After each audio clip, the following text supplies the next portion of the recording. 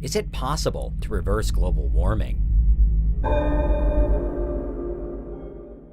The average temperature on Earth is rising, and although some have written climate change off as natural, according to NASA reports, 97% of working scientists agree that the driving force for global warming is human activity. If it's left unchecked, we could be facing a global catastrophe. So is there a way to not only stop what's happening, but reverse it completely?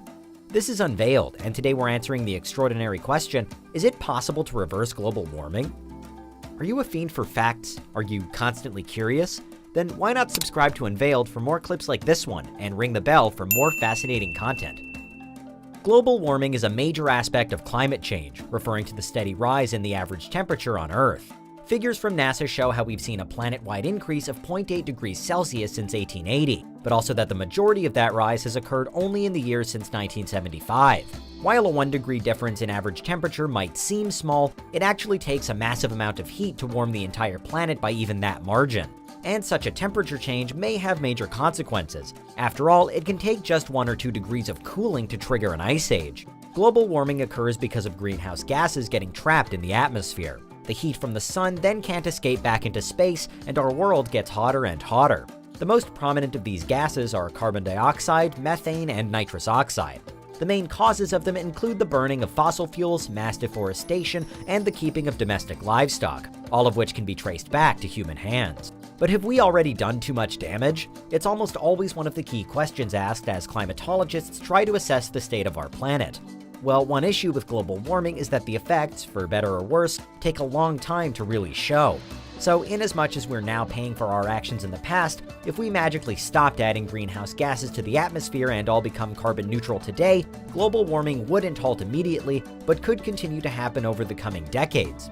The likes of carbon dioxide stay in the atmosphere for hundreds of years, so everything that's been added since even the Industrial Revolution will continue to wield damage.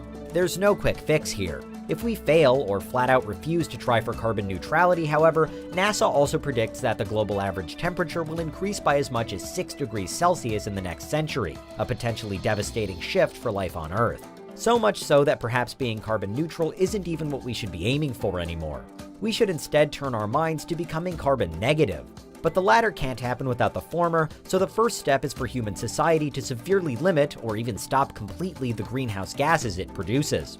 A car has to hit the brakes before it can start reversing, and it's the same principle here. It hinges on a change in momentum, and there have been some positive starts made in recent years.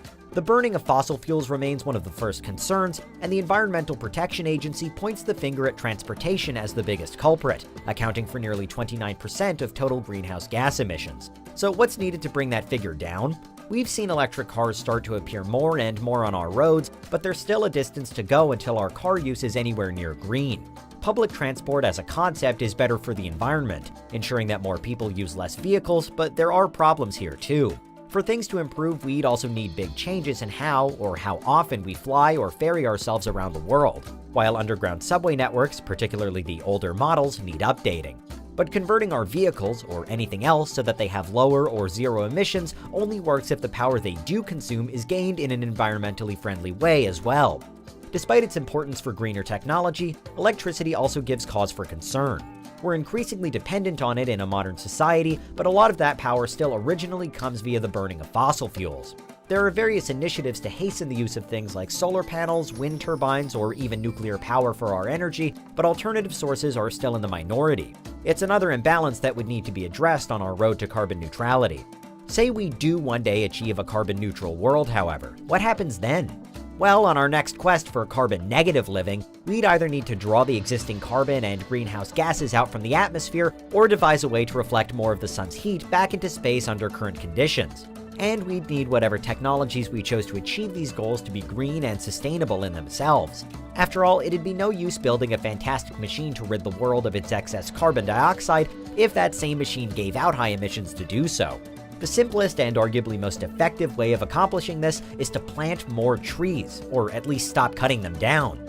Trees are carbon drains. They pull it from the atmosphere and store it, with a single tree capable of absorbing 13 to 48 pounds of carbon every year. If we planted millions of acres of trees, arguably not too difficult considering one 2019 study found that 2.2 billion acres of land could offer that opportunity, we'd be well on our way to shedding gigatons of CO2 from the atmosphere.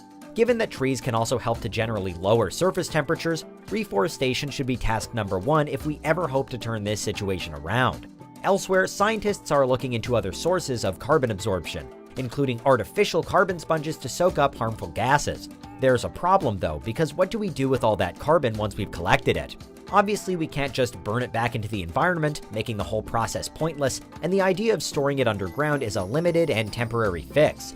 One company, CO2 Solution, has had some success by using genetically altered E. coli bacteria to convert the CO2 into bicarbonate.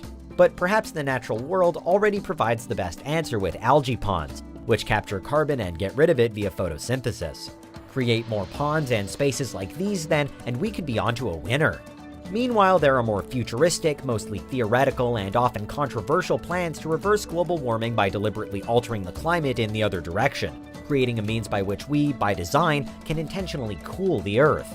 Here's where the idea of reflecting more of the sun's energy back into space comes in, with suggestions that we could purposefully scatter choice aerosol particles into the upper atmosphere in a bid to reflect sunlight outwards, or even that we could build massive mirrors to suspend around Earth to do the same thing.